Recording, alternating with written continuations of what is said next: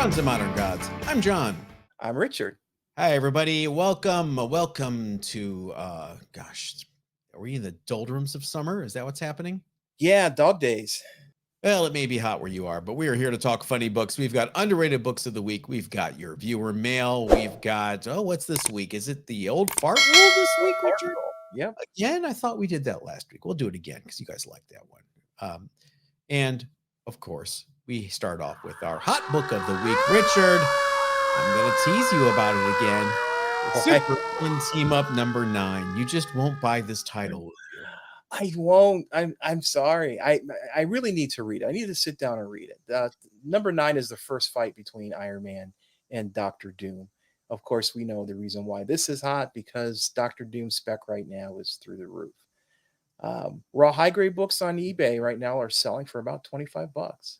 Doesn't hurt that Robert Downey Jr. is playing Doctor Doom, and he played another character on this cover in the old red and gold armor. Do you like this cover? This Gil Kane cover? I like it. I actually like it. I'm not a huge fan of that Iron Man suit, but I think it works against Doom. I'm not sure if the repulsor ray on the forearm is going to do anything, but it's worth a shot there, Tony.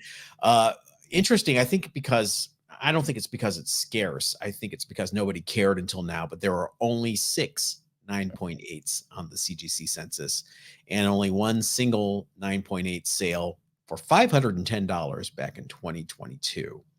That's a lot, I think, for this book. I agree. I wonder what the reasoning was back in 2022, other than everybody was flush with cash. Low census count, maybe somebody, only one of 6.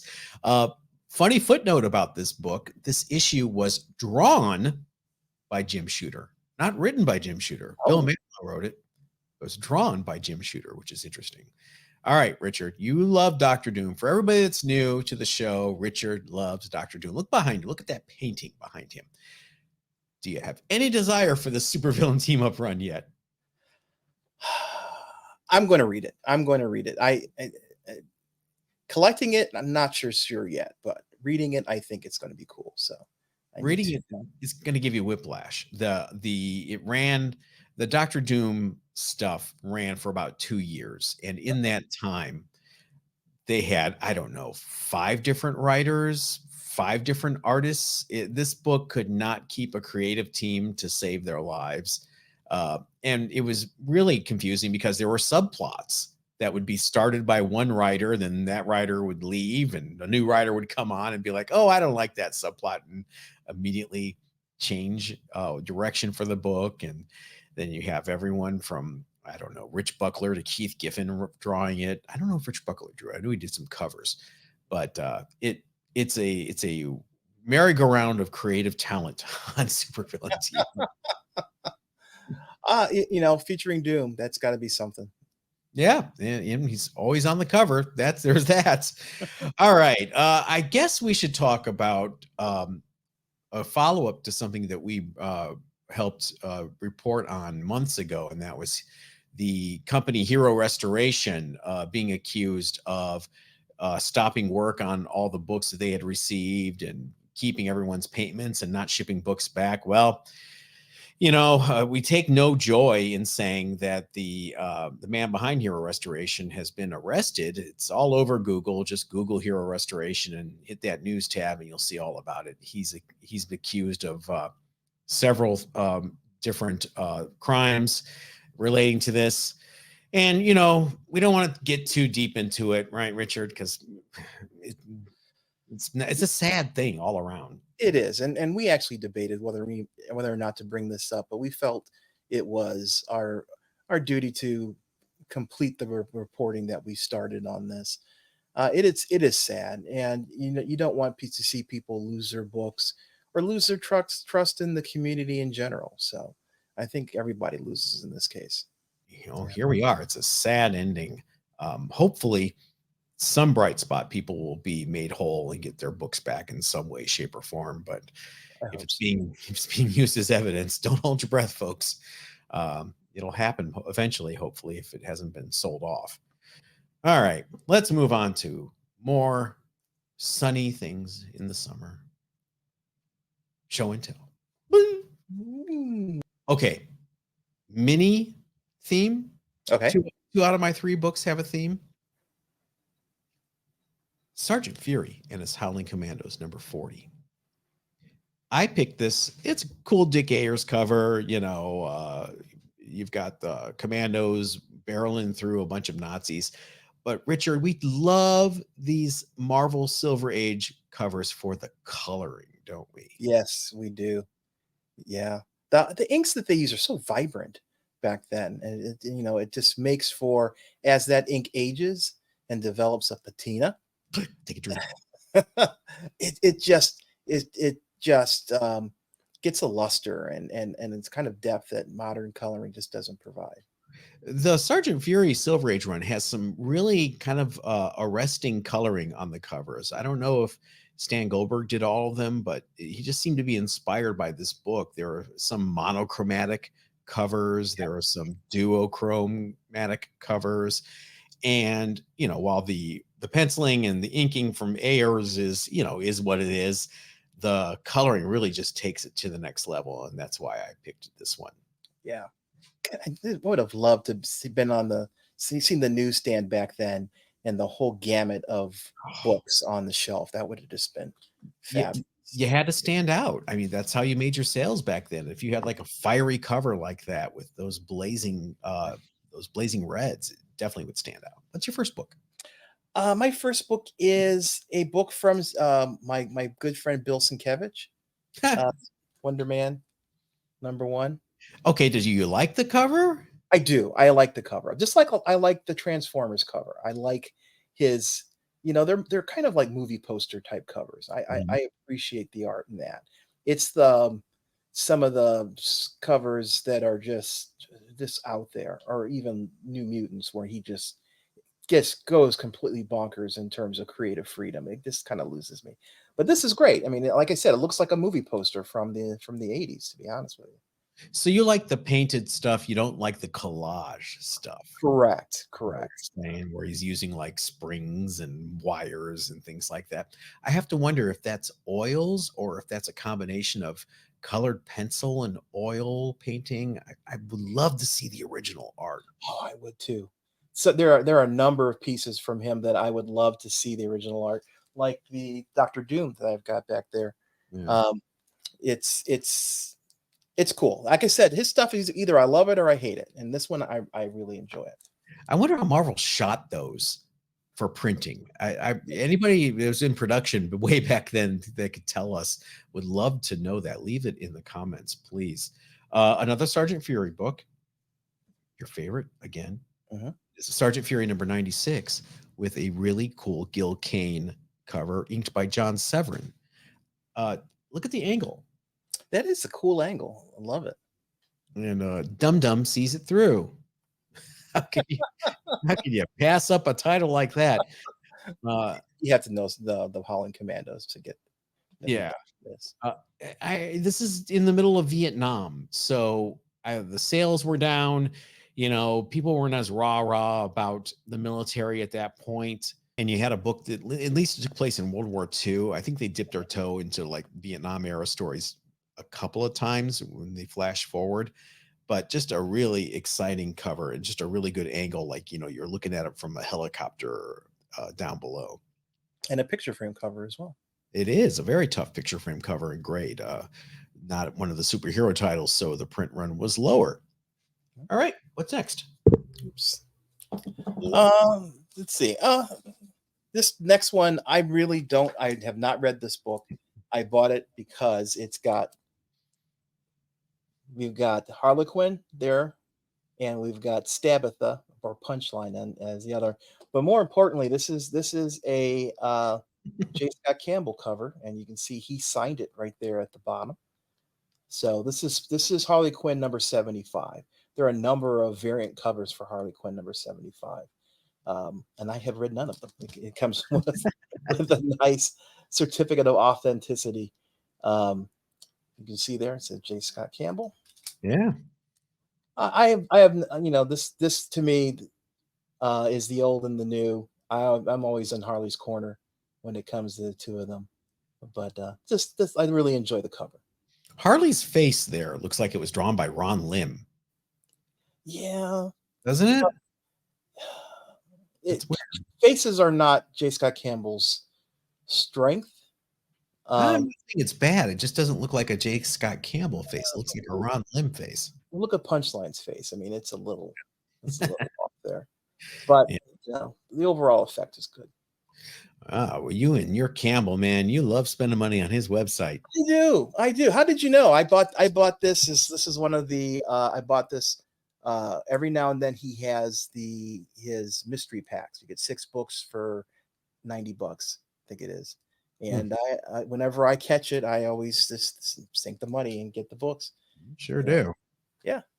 We were talking about Supervillain Team Up having a merry-go-round of creators coming and going. Another book around the same time from Marvel that had trouble keeping a creative team was this weird anomaly, Skull the Slayer. This is Skull the Slayer number 5. Okay. Um, and just again, several different writers and artists on this book couldn't keep a creative team. And the book started off by Marv Wolfman, like, I want to do kind of a Edgar Rice Burroughs thing where this guy gets taken to an alternate Earth or an alternate plane filled with dinosaurs and mysticism and adventure. Then he leaves the book almost immediately. I think with issue 2, he's gone. And at this point, Steve Englehart's on the book, and he's like, I'm going to bring in the Black Knight. Why? I don't know. It was supposed to be out of the Marvel universe, and then they brought it fully into the Marvel universe.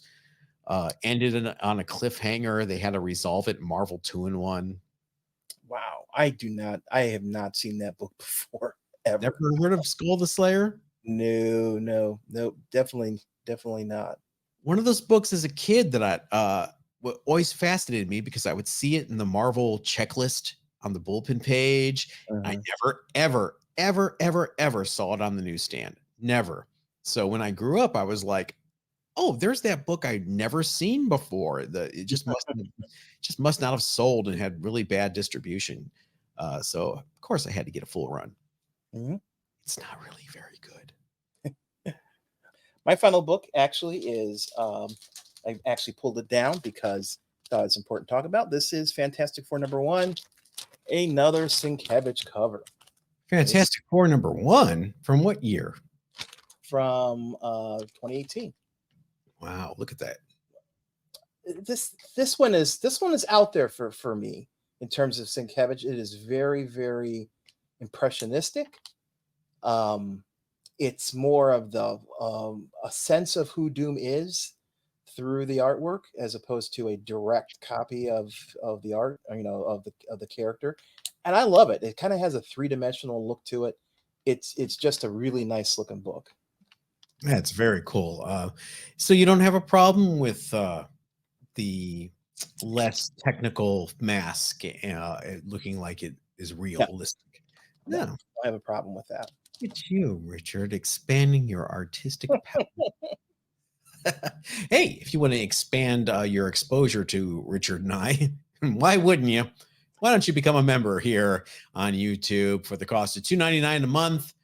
Less than a Starbucks. You can show your support and you get perks like exclusive live member only streams on Thursdays, extra show and tell episode Wednesdays, and shout outs like this, all the names here.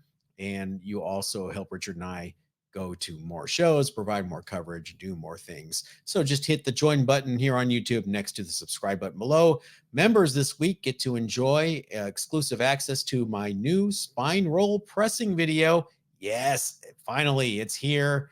It's instructional. If you got a bad spine roll, it shows you how to fix it. And you can join the channel now to see it. All right, let's move on to everyone's favorite segment, viewer mail. You've got My mail. first piece of viewer mail comes from Turtles artist extraordinaire Dan Berger, who we saw at Northeast Ohio Comic Con, and he is from the area. And I told him about our interview with the local comic shop legend, Mr. Fantasy. Oh my God. I watched the episode with the interview with Mr. Fantasy, and when you held up his flyer, John, I was gobsmacked. It brought back so many great memories. I totally forgot about those, but man, I loved them as a kid. I can't believe you found one. So incredibly awesome. And the interview was indeed terrific. I actually got my Howard #1 at one of those Midway Mall shows. Pretty sure I paid the $5, not the 25 cents. I probably would have bought two, maybe even three had they been a quarter. And to clear the record books, this is in reference to the Tales of the Teenage Mutant Ninja Turtles book Richard was given. My boss gave me permission to grab stuff. I wasn't taking a five-finger discount. Good to know, Dan. Yes, if you guys want to see an interview with a comic shop owner from the 1970s, owned one of the very first comic book shops in the nation, go through our archives in our first year. I think it has less than 500 views. Oh, really? It's a hidden gem It among, is. among those awful, awful early episodes. All right, Richard, what is your first piece of gear? My first piece is from our good friend Glenn Simpson. I believe Critical Role is the name of the D&D group. I was talking about a D&D group on YouTube. It is Critical Role, and it is really fun to watch. Matt Mercer, who is the dungeon master, and all of his voice acting friends who've portrayed voices on games like Overwatch. Watch them play D&D, and they've got 3 million followers, and it's a huge business. It's really cool. If you're into Dungeons and Dragons, watch them because I think Matt Mercer does a great job as a DM. And also, I upgraded my Fantastic Four number 126. So congratulations. What's Um, 126?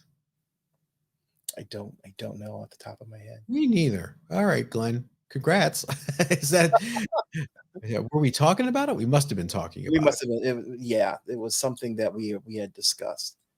All right. My next piece of your mail comes from our buddy Rafe Retro Comics. Or is it Roth? It's Roth. He told me it was Roth. Contest of Champions was the first comic book I ever owned. I loved the series and it hooked me on comic books forever. I'm always happy when you mention indie titles from the 80s like Mr. X. Vortex was a local publisher, and they had their share of weird titles, including Yummy Fur by Chester Brown. Yes, who would go on to do some incredible work later. This was almost a new wave era of comic books, which flamed out pretty quickly. Incidentally, I recently picked up Thriller, and it's just as weird as the rest of this stuff. Rough. I love that you picked up Thriller. We had that on our underrated books of the week a few months ago. Thriller, it should be up there. I'm going to say it with Dark Knight Returns, Watchmen. At least the first 7 issues were as groundbreaking and as fun as anything Alan Moore or Frank Miller were doing. If you have not read Thriller from DC from the 80s, do yourself a favor. Go to your local dollar bin where they'll be bopping around. Nobody wants this book, and you will not be disappointed. Thriller, Thriller, Thriller.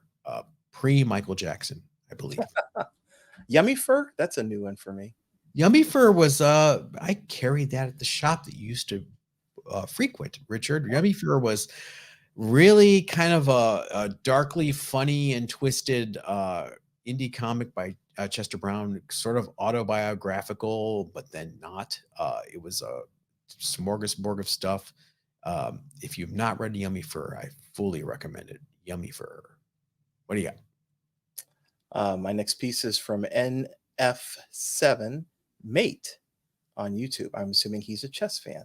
Oh, Uh, in a Q&A session, someone once asked Sergio Aragonés and Mark Vanier if there would ever be a GRU omnibus, and Sergio responded that he didn't like omnibuses because they were too big to read on the toilet. Rich Mees. Oh, I love that. Mark added, I think, a little bit more business savvy comment that the struggle is that they have not yet been offered a deal that has both fair compensation for the creators and a reasonable price for buyers. Mhm. Uh, yeah, I think this was in response to my comments about omnibuses last week. Yeah, I could totally see Sergio saying something like that. That is so awesome. I just love the quote, and yeah, I would. Well, you know what? He has a very good point about that, about not being able. It's being too heavy. I was moving my omnibus that I was displaying the last show, and it's like trying to move around a telephone book for those who are old enough to remember telephone books. Not something that's lightweight. What's a telephone? Uh, I just want to say omniboo. All right. True. My last piece of viewer mail comes from our email at bronzeandmoderngods@gmail.com from John Kozak. John, your knowledge of the comic book industry seems to have no depths, and I think you have much more to offer. Geez, thanks, John. Appreciate that. I read and enjoyed the book All of the Marvels. Wasn't perfect, but overall a good read and worth the price. You can do better. Your observations on topics ranging from artists, various time eras, gold, silver, bronze, and the various themes horror, superhero, funnies, peanuts, Archie, war, etc. appears to be unlimited. Each of these general ideas, with your knowledge and rumor, would easily introduce chapters or would easily produce chapters of entertaining observations and little known facts that the community would enjoy. Give it some thought. Best, John Kosak. I swear to God, that is not a pen name for me. I did not write this letter to myself. John, I have often thought about writing 2 books. I have not done anything about it. The first book would be about working with the monkeys. And boy, that would be a good book. Let me tell you. Uh-huh. Uh, I'm waiting, let's just say that, to write that book. um, you guys can guess what I'm waiting for. I won't. Yeah, it's kind of dark, but I know what you're talking about. And the other book, I would, John, I could write a book about comics, but it's got to have a focus. I'm not sure I know what the focus would be. It's obvious, Kirby. Mark Evanier is writing a Kirby book. I'm not competing with Okay. Mark Evanier when it comes to Kirby. He worked with the guy. He basically lived with the guy for years, best friends. I would not even attempt, unless it was just an art appreciation kind of book. But then, Mhm. what do you need me for? Just to open up some Kirby books and look at the art. But yeah, it's just commentary, critical stuff, historical stuff. It would need a focus, like maybe Marvel in the Bronze Age from 72 to 77, something like that. You guys suggest some stuff, and then find me a publisher. John, this is 2024. You don't need a publisher. That's true. That's true. I could definitely go the Amazon route. Yeah, Yeah. yeah. I think it's a great idea. I think John, your photographic memory has not been tapped, and the depths have not been plumbed, and you need to record all that because you are a source of knowledge and entertainment that would make that information palatable to people. There are no depths that I won't go to. What is your last piece of viewer mail?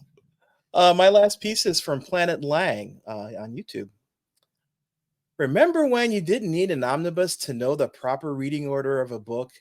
You could just go from 1 to 2 to 3 and so on. Good times. Sigh. New books are confusing. Maybe the Impossible Man is running the show there now. Stranger things have happened. I thought about this. One of the nice things about omnibusu is that they give you the reading order for that particular story. Like my book for um, Ghost Spider, Gwen Stacy, is in the order that you need to read to get the entire story. You didn't used to need that. You would pick up issue number 1 and it would continue through issue number 20. This is one story. I want, when I don't know if it was um, Secret Wars. Secret Wars is the first time I can remember when the crossovers were so intense Oh, that Secret Wars 2. Secret Wars 2. Yeah, because Secret Wars is pretty self-contained. It was Secret Wars 2 where it was like, okay, the Beyonders in every book this month, and you have to read these in this order. Yeah, that's where things got complicated, and you couldn't just read one title to get the full story. You had to read X-Men, and then you had to read Spider-Man, and then you had to read Daredevil, and I can understand why they're doing this. They're trying to get you to expand your reading habits and buy more books. So there's a financial aspect to it, and I think sometimes it's forced. But yeah, but there used to be a time when you bought issue number 1 and you read through issue number N until you got to the end of the series.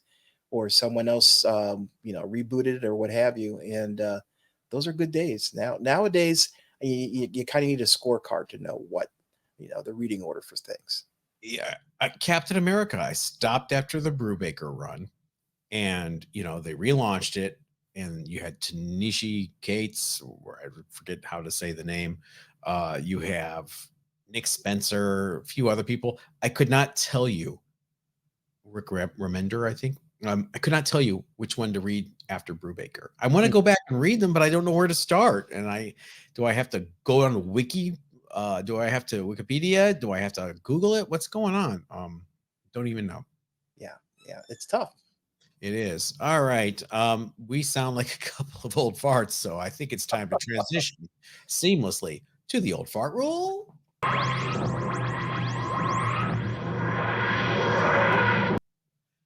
All right, Richard, take it away. It's all you. Yeah, this week for the old fart rule, I picked a book from Marvel 1984. It's Fantastic Four Special Edition #1. This is a reprint of Fantastic Four Annual #1. So it's very similar to what they did for the X-Men Special Edition in 1982, where they reprinted Giant Size X-Men #1. It's got I think, a great John Byrne cover. I love John Byrne in this era when he was on Fantastic Four. His cover work was spectacular. But if you open the book and you start reading it, it's actually Jack Kirby pencils and Stan Lee story. So it is the original story from 1963, I believe so. The thing is, it's much more affordable than the original. The story here is familiar. Namor declares war on the surface. He launches an army against the surface. Reed comes up with this magical thing that gets rid of the water in their soldiers' helmets, and they have to retreat. But then Sue Richards is kidnapped, and she's almost drowned. And then Namor gives up everything to save her and bring her to the surface so that she can be healed. And of course, in the process, he loses all of Atlantis. And it's man, him and Sue, just it's an interesting triangle between him, Sue, and Reed.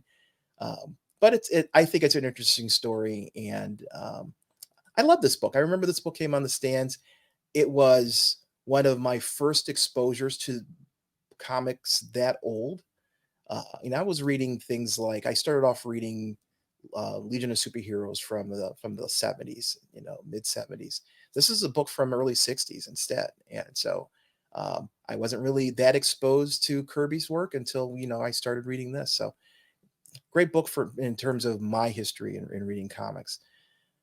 Raw's $5 to $10. You can get this all day long. A 9/8 sold a couple years ago for $104. There are 60 issues on the census, of which half of those are 9/8. So not necessarily a rare book, but I think it's a cool book to have. It is cool. It is an affordable way to read this on better paper. But do you know the real reason for the existence of this book, Richard? And it's going to break your heart. Not some kind of IP. No, it was in the peak period when you had Pacific Comics, Eclipse Comics, First Comics.